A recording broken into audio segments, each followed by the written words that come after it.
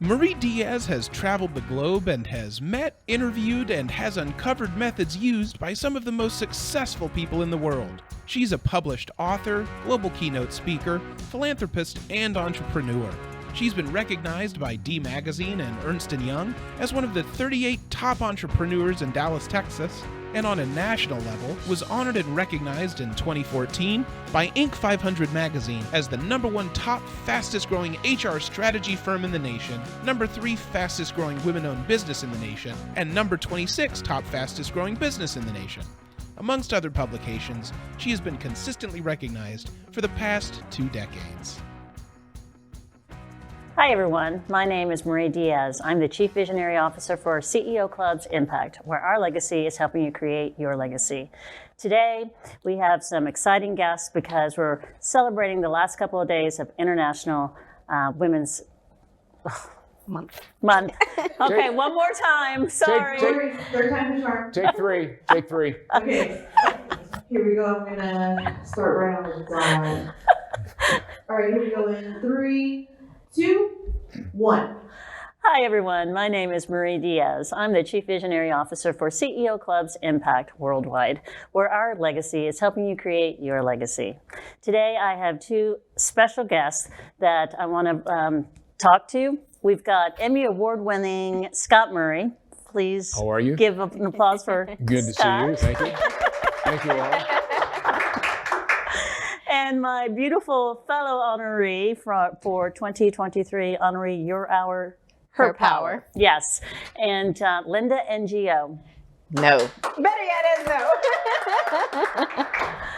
So we're the last couple of days of March, and I can't believe that the quarter's almost over, but it is the last couple of days of International Women's Day. So we're here to talk about how fabulous women are and what they do and what they mean to not just our communities, but to our world.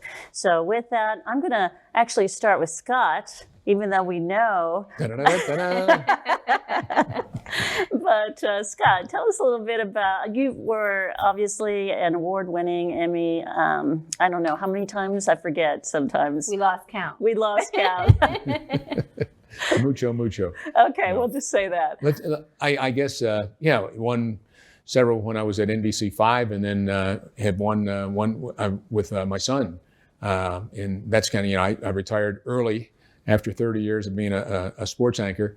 I went into business with my son after he graduated from Baylor University. And he said, "Dad, you're speaking and emceeing hundreds of events every year. Let's start our own television production company. We can do all the AV, we can do all the videos, we can do whatever." So that's what we've been doing. So we do a lot of corporate types. We do a lot of nonprofit. And the Emmy I'm referring to very quickly, we went to Normandy on the 70th anniversary of D-Day with 24 World War II vets, all in their 90s now, but were in their 20s back in World War II. And we went to Normandy, Belgium, and back to Germany, and then over to France, and put a documentary together. He shot the whole thing. I wrote it and hosted it. We both won an Emmy. So that was the highlight of my professional career, to win an Emmy with your son going to Normandy. It doesn't get any better than that. As a result, because of that, we were asked to go to Pearl Harbor on the 75th and do the same thing. Well, that's fantastic. So that's it in a nutshell. Good night, everybody. Thanks for coming. Well, since we are here to talk about women, Yes. So tell me a little bit. I mean, you, for the past, I guess you've been an entrepreneur for the past decade, I guess close to 15 years, Right, since 2010. 15. Absolutely. And so, but in your time, I know you've dealt with lots of women. Can you tell me, or tell our audience, just a little bit about working with women? I'll tell you what, I learned a long time ago, when I was 7 years old, my best friend died of leukemia. And we'd just gone trick-or-treating, and he found out about 2 days later that he had leukemia, and he was gone a couple of weeks after Christmas.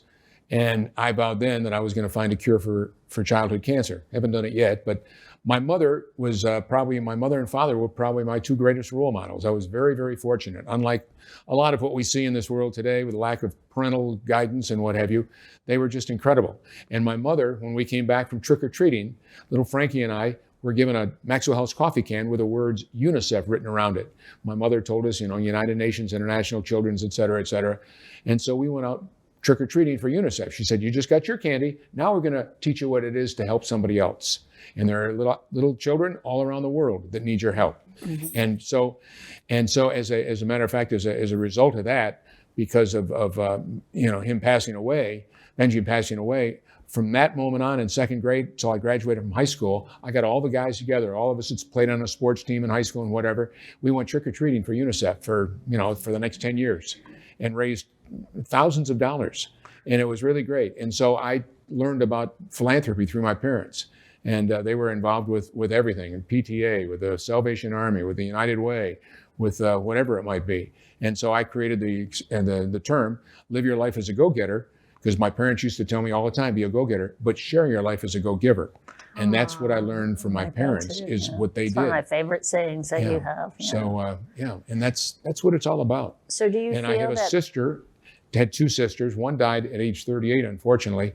The day after she was named Special Ed Teacher of the Year, she found out she had breast cancer, and she was gone 3 months later.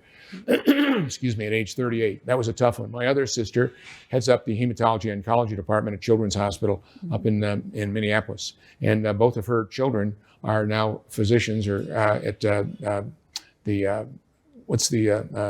oh gosh, I got a mental block. The big hospital in Minnesota. I don't really know that. We'll think of it before. Mayo Clinic, thank you.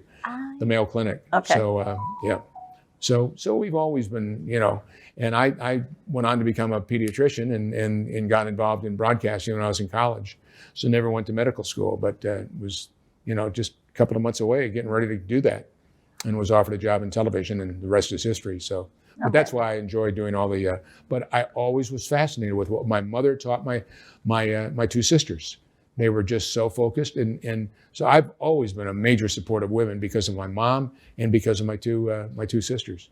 Now, while you were doing your show on NBC, I know you were in the sports, but was there certain women that you recognized as being something that I don't want to necessarily say power, because I think women are a lot more about empowerment, but there's also things that we exude, the femininity, the things that help push and get people to higher levels of success. So was there someone in particular that you can kind of reflect on?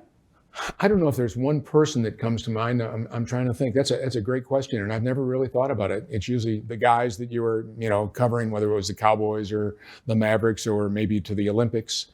There was a woman who, I met her once. She actually was the first female basketball coach, I thought. Was it Nancy Lieberman? Yes. Well, Nancy Lieberman's a great friend, and I've emceed a number of her events. She's just tremendous. Yeah. And Yeah, exactly. Just does some wonderful fantastic. things. And I even, back when she was living in Fort Worth, when she came from Czechoslovakia, Martina Navratilova, the great tennis player, also became a great friend and did a lot of charity stuff. And I was very impressed with all the things that she did on behalf of nonprofits. Even though she was from Czechoslovakia, here she was in America, still helping people like that. Yeah, for sure. Well, I want to move a little bit towards Linda because, hello, Linda. And you're a serial entrepreneur, and you do a lot of international trade, and you're kind of a little bit in everything, right? I just love to learn. So I always say I'm Jill of all trade and master of most. Because I know sometimes in our society, the whole jack of all trades and master of none has been frowned upon. So I took it upon myself to change that whole narrative. And it's just about being a servant and adding value to any and every. So I think the more knowledgeable you are, you can enter any room and have conversations with just about anybody. So I can almost do everything except fix your car, cut you open and sew you back. But everything else, I'm pretty almost right there. So, Aren't you excited about that? Well, it's nice to gotta leave the men some job. Yeah, sit right next to a TMI moment right there. Not. No, that was great. I think, and one of the things that I didn't say, I've got a daughter that's an executive VP of a major corporation here in the United States. And I'm just very proud of her too. But I think the one thing I liked about whenever I was working with women is they were, should we say, more kind, courteous, and respectful than a lot of men are in this world. Great. And I liked the passion that they had, but they just they were a little more caring. And I don't know if it just happened to be the people that I was around in the medical world or in the sports world or what it might be, but they just they just were really focused on making sure that everybody was important. And I like that. I like that, especially in this world that we're in today. I mean, it's pathetic, some of the stuff that I see every day. It's not how it was when I grew up, and certainly not how it was when my children were growing up. And it needs to change. We need to get back there. I do my keynote is creating champions of change through a culture of civility, being kind, courteous, and respectful to one another through courage, commitment, character, compassion, not confrontation, but conversation. For sure. Get along with people and have a respect. I might disagree with what you say, but have respect for what you're thinking. Right. You know, right. it just it's disappeared, and it's so sad. Well, one of the things that I kind of pulled some things off Google, because Google is always right? But It's our new Bible. anyway, so what it talked a little bit about was the United Nations first recognized International Women's Day in 1977. Can you Why believe does that feel like it was just yesterday, though? That doesn't seem that long ago. Yeah, it doesn't. Yeah. And what's really interesting is New Zealand was the first self-governing nation to allow women to vote. Wow, I didn't know that. Think about, Interesting. isn't that interesting? You're supposed to know this already. That I did not.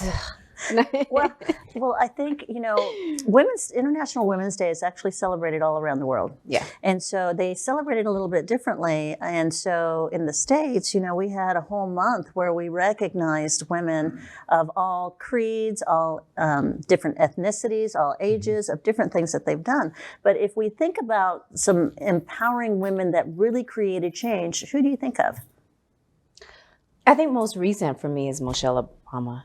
I mean, I guess, and maybe it's the help of media and her talks and whatnot, but I think because the media played two roles, from attacking and then for her to be able to take that attack and change the narrative. And I think that kind of shined a lot of light to just how she's able to take that control back. Right, she did. I mean, she was a nearby close example, I think. Yeah, for sure. What about, Scott, what do you think? In your 30 years of being an anchor, was Us. Yeah, us. I know that was your answer, Scott. Stage left. So and, besides us, who else? that's a great question, and I'm. Or maybe we can even hear from the audience a little bit. Is there anyone from the audience that might know of some women that were very impactful for the past 100 years? Besides mom. Yeah, besides mom, yes. And again, besides us and mom. Now go. Anybody have an idea? Well, think about Ruth Bader Ginsburg, who stepped onto the highest court of all. Yeah. Oh, for sure. And who was the person who was the first? Now you mentioned the court, which made me think. I can't think of her name, but she was first woman to be on the Supreme Court. That's what I was just saying. Is that the same Yeah, one? that's what I was just saying. I'm so sorry because I actually thought it was. So Ruth, do you remember what year that was? No. Okay. Sorry. But and then you know what? And then I was looking at. It also said the first National Women's Day was observed though by the United States in February 28th in 1908. Wow. Is that interesting? So it's interesting because in the United Nations recognized in 1977, but the Women's Day was observed by the United States in February 1908. So we beat them. We did.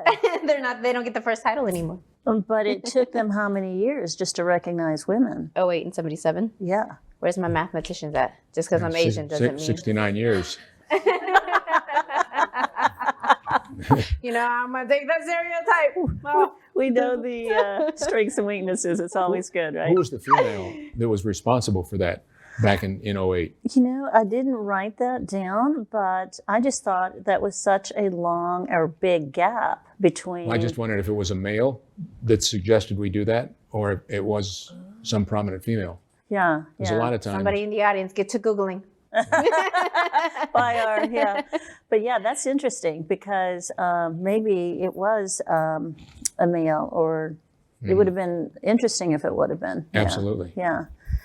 Well, okay. So as we move along, so when we think about women and women empowerment, now KJ just did an event this past, I guess, Week? what was it, past week, yeah, where 23 women were recognized. On March 23rd, 23rd. 23. 23 of 23.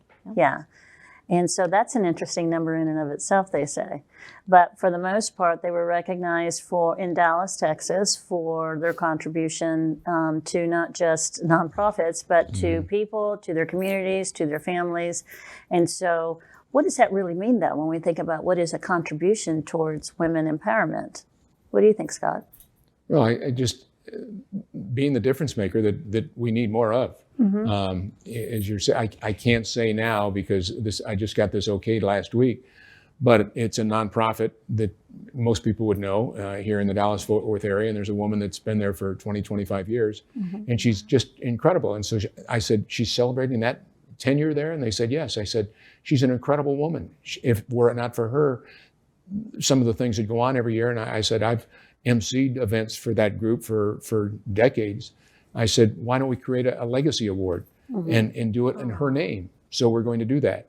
And it's going to be announced at this event that's coming up in the first part of May.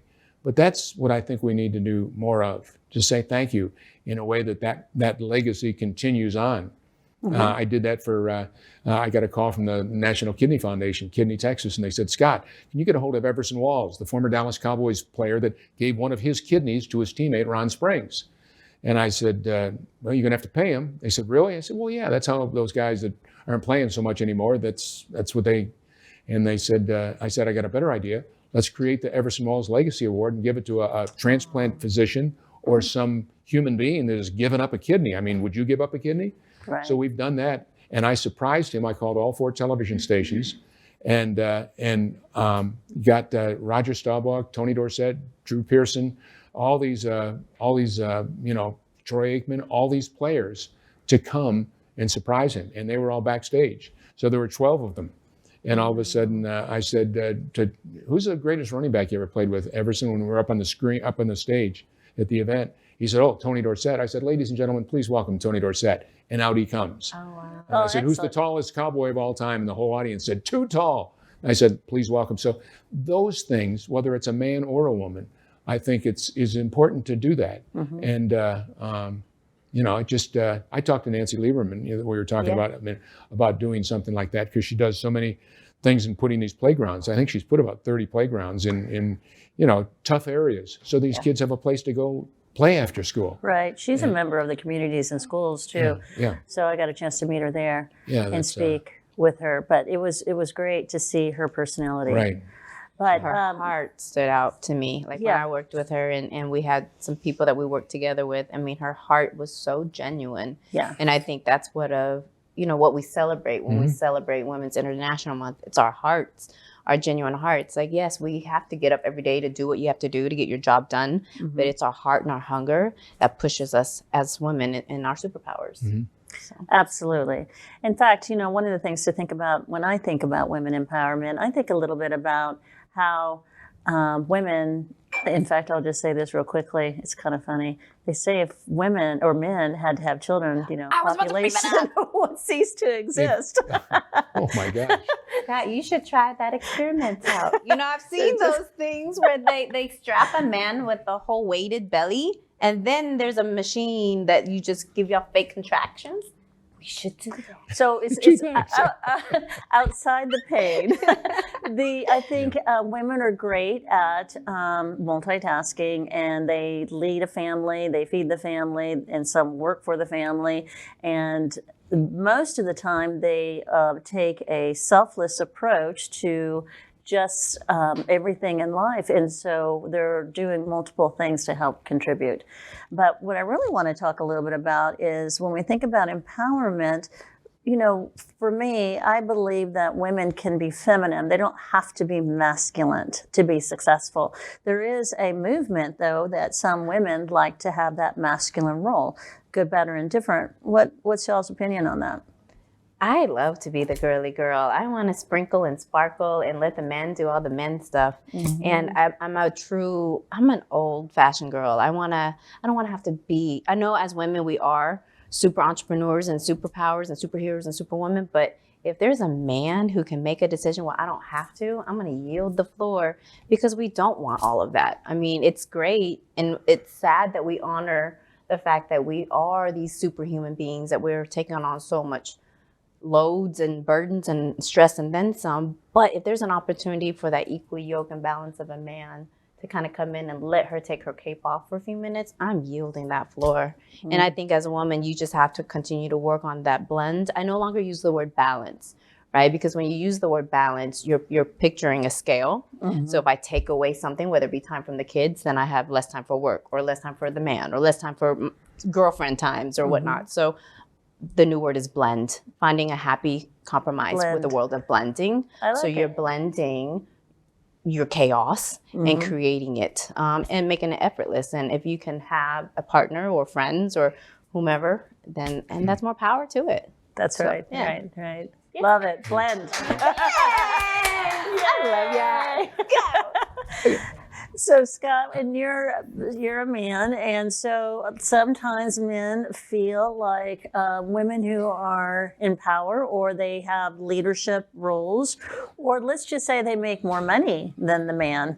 So how does that make? What's your opinion on that? How does that affect men? I don't have a problem with that. I really don't. And I taught my daughter that. I like your balance versus the blend. I like that. But I taught my daughter to let her know that she's just as important as any male that's on the face of the earth. And she can do whatever, but she just has to do it in a kind, courteous, respectful way. And it doesn't matter where she is, what she's doing, or what she hopes to achieve. You just do it in a kind, courteous, respectful way. Right. And if you do that, and like I said, she's an executive VP at a major company.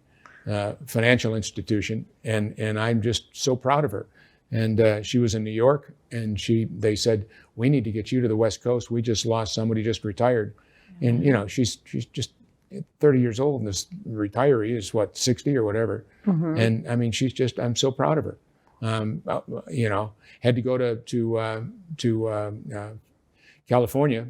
She lives in Santa Monica. Had to go to Santa Monica like December 10th. About a week and a half before Christmas, because she was going to be in Paris for 9-10 days before, during Christmas, doing some international thing in Europe with all these, highfalutin types. Nice. So I'm just very proud of her. Well, sometimes, I think it's absolutely awesome that you're talking a little bit about your daughter, because sometimes, particularly today, I had sons, and my only daughter is my Yorkie, Juliet. And let me tell you, she's got a little attitude sometimes. But besides that, I think fathers have such an important role with their daughters and helping them to see those things that you talked about, respect. But I think that bold kindness is important for a woman to learn. Yes. But also respecting that a man is not necessarily here to bring you down. They're actually here to help bring you up. But sometimes with that leadership role, perhaps I've heard anyway from the past, is that men get a little bit intimidated by independent women. What would you say about that? Well, I don't think there's any question about that. Okay. I know, I have, I don't know, I guess friends, I have people I know well that are most intimidated by women that are like that. Oh, she's this, she's that. And, I'll keep to myself the words that they use to describe that woman. Right. Let's change their mind real fast. Well, I'm on a mission. Let's go make that. See, just typical. See, I need to add another notch. But I just look at most of those people that are like that, the men that I know, are rather insecure in who they are. And this is their, my degree's in psychology. Let's so hear from the audience, right? Wait, but Scott, but would you talk to your male friends and tell them that they're what you just said? No, I'm. You're supposed to help us here. If they do something that is offensive to the woman, I'll always defend the woman over the guy. Right. Always will. But if he's going to hold to himself and not be as productive because he has a woman boss? You consider the source. Another speech that I have is the trifecta. Yeah. 3 words that all start with the letter T. those are the kind of people you want to, you want to surround yourself. Those that are trustworthy, truthful, and transparent. Yeah. Every day. That's that's the trifecta in life. That's who you want to surround yourself with. People that are trusting, truthful, and transparent. And most of these guys that have issues like that, it's just their own insecurities. They're not real proud of themselves or happy with themselves. They let you know they are, but they really aren't. And Right. Again, my psychology degree comes out, but that's true. I have those 3 keys just in case anybody wanted to know. So Well, let's hear from you. What do you feel? Do you feel that do you ever get that you're a beautiful woman, you're independent, you're an entrepreneur, you make things happen for yourself? What kind of things have you heard? Ooh, we don't have enough time in minutes. It's a juggle. It depends on what space, right? There are women who we have to learn how to blend in. Again, we don't want to dumb down for the men's ego, but there are moments and times where we do have to yield. And I think if women change that mindset and perspective where we're not dumbing down, we're just respecting the men in the area, in the room, then we're good. But there are times where it is tough when we are in a male-dominated field, whether women are, however they get indecent proposals or they do get a little bit extra slack because of that. And our society says, yeah, women of certain looks can go to certain doors or go through certain doors, but what's behind that door is not always so easy and simple and pretty. And so there's always a mini struggle behind that. So it does force a woman to kind of have a more of a masculine guard up. But I think it's just about communications. I think it's the art of communication. Once we master that and we understand the field of energy and who we're dealing with and doing our homework, it helps us kind of navigate a little bit easier.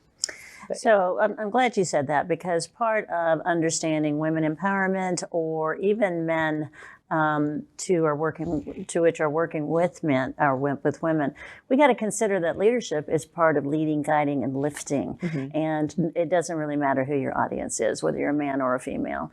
I think that we're not where we need to be in terms of compensation, or in terms of women moving into roles of higher C-level positions. I think that that's definitely a place where we need to work on. But at the end of the day, I think that women have such an amazing way and attitude that we can probably bring most situations to a higher level of success. So as long as we're working with whoever that we're working with and knowing that we're guiding and leading, that's important. One of the things I do see, however, is women not lifting other women. We talked about that before. You don't see that happening? I don't see it as much as I would like. I would say, I know that we talked a little bit about that off camera. But is that because they're, I hate to use the word intimidated, but just they're concerned that somebody might get higher up the ladder than they are? It's a combination of everything. I think women empowerment, you and I talked about it off camera, was sometimes at times more of a marketing trend than an actual physical action amongst women. And so we're trying to fix that. And just bring that genuineness. And it's, I think everybody, men or women, has a nature of competitiveness, but sometimes it comes off a little bit more catty. So the clique stuff and whatnot. Some of the cliquish type things. Not to say men don't have it, but I notice maybe because I'm a woman and you're a woman, and I know there's some great organizations out there. Success North Dallas with Casey Haston. She's starting, let me put in, woohoo! She's starting a women's group, which I think is fabulous. I'm going to make her sign my adoption papers today. She's adopting. She doesn't quite know that yet. She's adopting me. But her and Karen and Andrea, I mean, they're great women leaders. And so I just want to, first of all, they're in the audience today, but yeah. And I think it's our job to continue to highlight the real ones, and then it just grows. And so it's just about focusing on what's real and not giving our less time that we have on anything that's negative or not productive or proactive. That's exactly right. I just kind of smile when I hear that. It's so sad. Having femininity as a part of whatever you're doing, I think, is important. Right. I think women bring a kindness, a courtesy, and they can still have that commitment, even though I think both my son and my daughter. My dad used to tell me this, and I do it with my son and my daughter when they were kids. They were both very athletic. They wanted to, they played sports, and I'd throw them the football, or I'd throw a ground ball, or I'd, be playing tennis with my daughter, and they'd miss one, and I'd say, that's all right, you can do it. And I'd always say, because you can, pick it out. And I told, and to this day, they say, I know, Dad, because I can. But that's what it's all about. It's all right. Don't give up. Don't throw the towel in, whether you're male, whether you're female, because you can. You can do it anything you would like. Yes. Because you can. Yeah. We're running out of time. Just stay positive and productive when you get to that, that purpose. That's like I've told you this before, what I created a long time ago, the pyramid of power. What do you strive for in life? Peace, perfection, prosperity, the three sides of a pyramid. Mm-hmm. And inside there are 15 little puzzle parts. It starts with that passion. That's your dream, your vision, your goal, your desire, where you want to get to. But if you just sit on your behind, you ain't going to get over there. So you got to put with it passion, preparation, perseverance, staying positive, productive, professional, poised, patient, prompt, polite.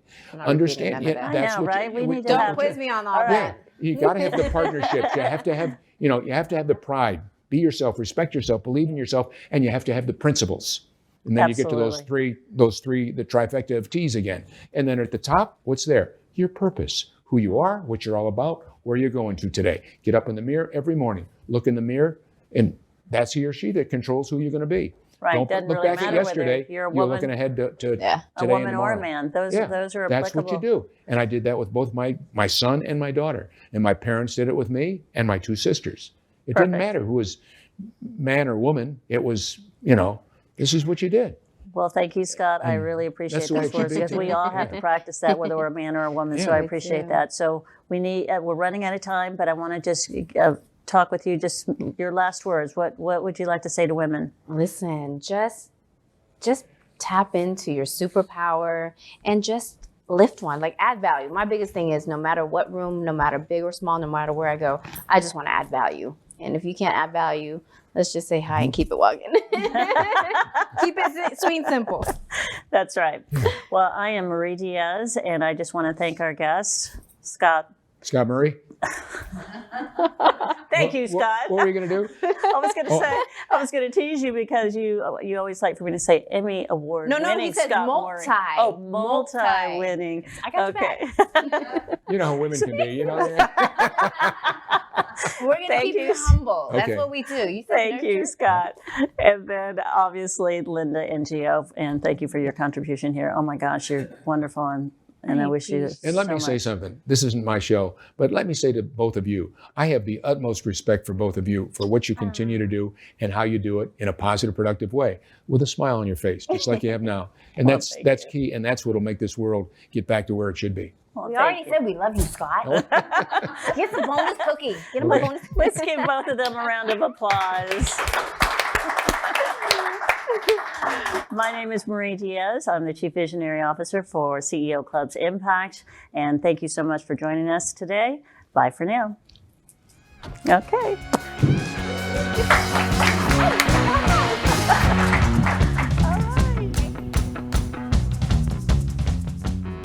Inspiring, visionary, entrepreneurial, dedicated, and with a spirit of giving, and Latina.